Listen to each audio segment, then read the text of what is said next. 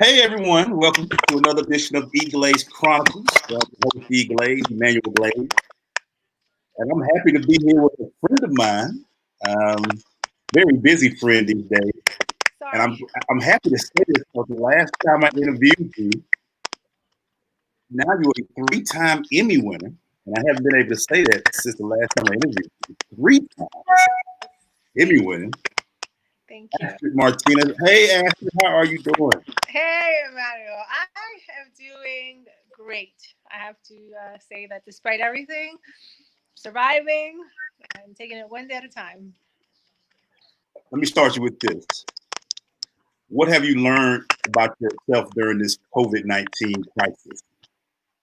Oh, well, definitely. I've learned to reach out to people when you're feeling like you need to talk and you need comfort or you just want company. It can get lonely. And I used to be a person that I'm very assertive and I work on my own and I get things done. I used to go out, about my day without asking for help. Even if I needed it, I would always find a way to get the job done. But this has showed me that it's okay to reach out and that you actually need to. Yeah. So you were part of. You've been very busy. I thought Mhm. that we all know about Astrid at ATL, but things kind of with the entertainment slowed down a little bit. But the world got crazy, or the world got busy, and you jumped in. And one of the things that you did, you jumped on the front lines. We're out there with the whole with movement and interviewed and got some tear gas and all that. Describe to us what was going on during that period. Well, first, for me to switch gears from entertainment to covering the civil unrest and then just the cries from the people to be heard was an honor and a duty. I grew up in Colombia where we went through our own political strife and the early 90s with Pablo Escobar. So I had some background on what it means to be out there and just really want change. And I think I took all of that experience, personal experience, to the streets and tried to tell the best story I can. And like I said, it was an honor and I felt like it was a duty. It was a call of duty to be there. It was intense because crowds can really change. They can start safe and fun or, family oriented in the morning and change really quickly at night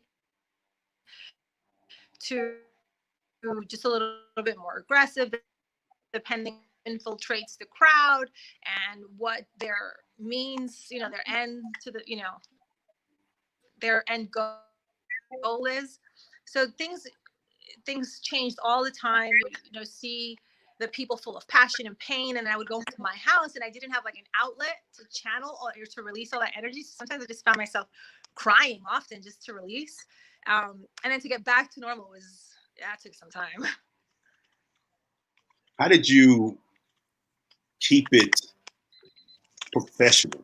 And like you said, reading your story, we heard about what you went through in Colombia, and to see what was going on now. How did you stay professional? I know you had to go home and let it out, but to stay professional while it was going on, how was that for you? Um, there's times where obviously like there's times where some of the people like some of the questions that they have, the feelings that they have, I can identify with. But my job is not to tell people what I'm feeling, it's to tell the audience what the people are feeling. So that's always what I keep in mind. I am out here to be a voice for these people, because not every day does everyone get to have a microphone or have such a platform. So I was there to do that service. And in that sense, that's how I stay professional. The crying or getting emotional is something that when you're in the moment and you're looking at different you're thinking about different aspects. I'm thinking about my safety. Am somebody going to come hit me, attack me? Because there was times where we got circled in. Am I going to get tear gassed? And also, am I going to be safe from COVID? So because I have so much going on in that moment, like I don't get emotional. I'm just there to do my job. So, let me ask you a question that's kind of funny to me. How did you stay with all that going on? You still had to keep you still were fresh. You still kept the look going. You had your dress was tight. I mean, how was it trying to make sure everything was still looking good while that was going on? But there was a lot going on during that period of time.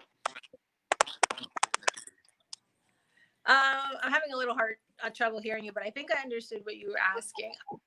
Uh, you know, I wasn't really thinking about my looks too much. Is that what you were asking? Like, how did I stay Yeah, looking right, fresh? right, right. I couldn't really hear you too much. Yeah, how are you staying fresh during all this? Oh, well, it was hot as hell. Thank God for the protesters. They had water. But like look wise, one, I don't know, maybe it's the Latina in me, but I'm like, okay, I need at least a lip gloss, a hair tie or something so I can look decent out here. And I think there's a saying in Colombia, like never simple. Like don't be simple. Like at least, when you get sent on errands in Latino countries to even the corner store, your mom's always like, be careful what you look like because you represent the family. So, that was the last thing on my mind, but I did, make sure that I wasn't looking a mess. I have to be, it's broadcast television. It's not the newspaper. You had a great run in Atlanta. You've been to a few other places prior to Atlanta. How would you describe your career in Atlanta? Would you describe it? Atlanta, it was a city that even before I started my career, just because maybe of the CNN brand that I knew that it was here, it was a city that I always wanted to move to. That I ended up being here, to me, I feel like it's a blessing. I feel welcomed. I don't feel judged. I feel like I can be myself. Maybe that also comes with age, because at the other stations that I worked at, I was younger and I really didn't have the confidence to stand up for myself. But I never really felt championed either in the newsrooms, where here there's more diversity and I feel like I don't have to explain why my Latina-ness or anything like that. It's just, come as you are. And I feel like that's what Atlanta has offered me, which is such peace of mind when you can just be yourself. One of the great things about you is that you're also a proud mother who we've seen. I feel like I've seen your daughter grow up. I think she's in high school. I've seen her grow. What have you feel like what you're showing her? What are you showing her about hard work and putting in that time? What do you feel like you're the message you're delivering to her with what you're doing? I do love my girl, Jolie. She just turned 16. No. She's taller than me. I think, from what she's told me in the conversations that I've had with her, she sees, the work that it takes to really accomplish your dreams. She knows where my mom came from, growing up in a house with 13 brothers and sisters, one room, and like a dirt floor, to the fact that we the US and I went to university, something, my mom only went to 6th grade. She only made it up that far because of money issues. So she knows we come from humble beginnings and that it takes a lot of work. And then she just sees, someone who's independent, like that can be strong, but also vulnerable. And, we talk a lot about that it's not that we're multi-layered people. Like, it's not just strong, don't let anybody in. I'm going to do this. I don't need anyone's help. But you can be strong and also vulnerable. And like I said, reach out for help and know that you need people to help you make it along this journey. There were times where I didn't believe in myself. My friends actually believed in me sometimes more than I did. I didn't see the silver lining, or I didn't see when things would turn around. So I hope she's getting that message. And from our conversations, I think she is. How's she handling the new school, the new norm? How's she handling that? I'm sorry?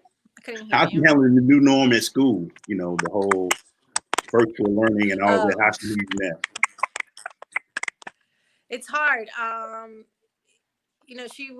She's 16, so she can log onto the computer by herself. And I've taught her, her dad and I have taught her a lot of good morals. So she knows if somebody is doing something wrong, because we've done stories about kids already putting some nasty images online as part of a joke. So she knows, like, if something is wrong, to tell us. But anxiety and like other issues that come with just being home all day and not socializing with your friends and being a teen and explaining to them a pandemic, that's been something different. Luckily, she has a lot of loved ones, a lot of family around, but it's still, just very different times. I never thought I would live through this, and now to explain it to a teen is a different story. you talked about a little bit earlier, switching from Astrid to the ATL to basically reporting journalism. How was that for you? And you're a professional, but how was that to switch that mind frame? Because you know what was needed at the time. How did you make that transition and that switch to get ready for that? It was like riding a bike. You know what they say? I started out in hard news. I worked in South Texas along the border covering immigration, cartel crimes, and I covered general assignments in Charlotte. Doing entertainment for me was like a dream come true because it combined my love for storytelling and the movie industry. Because when I lived in Colombia, when there was bombings going on, you know, down the street, I would watch American movies to escape. So ATL gave me the opportunity to combine my, you know, my passions. Going back to something as crucial and as necessary as the protest, to me, I didn't even think about it twice. It was just, you know, I was basically just back to what I knew. So talk to me about where are we at in the entertainment industry? What's going on? What's Hollywood like? Are we going to have new shows this fall? What's going on? What are you hearing about the entertainment industry? The good thing is there's good and bad. You know, Georgia was one of the first states to open up, and it's not fully, completely opened up, even though the number of COVID cases remain high, according to, you know, polls and data that we get from the health departments. The cases remain high, but a lot of productions started opening up early, and they're doing it under really strict and safe guidelines. Like Tyler Perry, he opened up mid July. He's already, or you know, August. He's already taped 2 of his shows. But you know, he has the support system to do that. He quarantined them in a camp quarantine in a bubble. He flew in the people, had them tested. They were there for 2 weeks, so they didn't leave the site until they were done with production. And because of that, we will have, you know, certain shows coming up from his team that are new. I know that we've had shows that have adjusted to virtual taping. So, you know, like CBS has Big Brother that's coming up, that's new. And then there's been a lot of independent projects because they don't have to follow the same guidelines. You know, they'll work outside, filming in like woods in Georgia, still, you know, be in compliance, but they don't have to be as strict. So I feel like we're going to get some new shows, maybe more on streaming platforms than our network shows. But currently in Georgia, there's about 20 productions filming. Okay. So Georgia is still like the hot spot for productions. And I feel because so many other places are closed, people are going to come here. And thankfully, we have a lot of people in charge, like the Georgia Film Academy, people at Pinewood Studios, just the union here that are smart and they know what they're doing and how to make sure that everyone is safe and sanitary. You've been able to interview a lot of A-listers, some big timers. Who was that person that you've interviewed that you were kind of like, wow, I'm sitting across from this person, but I got to do a job. Who was that person that got you a little bit like, wow, I can't believe I'm interviewing this person? Well, there's 2. The first one was Oprah, because she was one of my first interviews when I launched my segment. And I was just like, wait a minute, this is happening so soon. I thought that this would happen like 5 years from now, 10 years from now. And she was incredibly great and gracious. And I listen to her podcast every day. I feel like I go to the school of Oprah. So meeting my teacher was incredible. And then The Rock, because he just is so gracious. He came to a movie theater to introduce it to the fans. Viewers were surprised. He was only going to be there for 5 minutes. He stayed there for 2.5 hours taking questions from everybody. And he remembered their names. He remembered their jobs. He remembered their stories. And I was just like, wow, here's this guy who doesn't need to give so much of his time, because as we know from his Instagram, the dude is super busy. And he was just so kind because he knows what he means to people, what his story means to people. And the fact that he remembered their names to me is just like awesome, because I can't even remember a person's name when I first interviewed them. And they have to tell me like 10 times. Yeah, I have a friend that's a stunt double for The Rock, and he keeps telling me how great of a guy he is. I can't wait to meet him one day. He is. He leaves you in awe. So talk about success. I mean, you know, I mentioned a little bit of 3-time Emmy winner. How did you hear your name or see a segment of yours being appreciated and winning an Emmy? How has that been for you? It's so great to be acknowledged by your peers. You know, I know that like awards don't validate you, but it's nice to know that co-workers and people in the same field enjoy your work and they valid, that's definitely very meaningful to me. Where you got them sitting at? Where they sitting at? Where they at? Where they sitting at home? Not here, because this is a dressing room at the station, but they're in my apartment. They're in my apartment, okay, close to my bookshelf. You gotta have them shiny now. You gotta have them shiny. They are always shiny. The girls stay shining.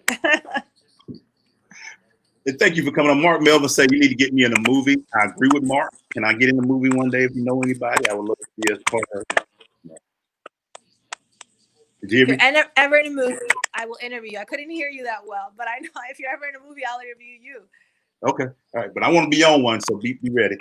Mark Melvin said that you are the real deal. You focused and determined. Shout out to Mark, the camera guy, good friend. Oh, good yeah, dude. he works here. I love him. He's a great guy. Yeah. So let me ask you this. What's next? That means a lot coming from him. Yeah, he's a good dude.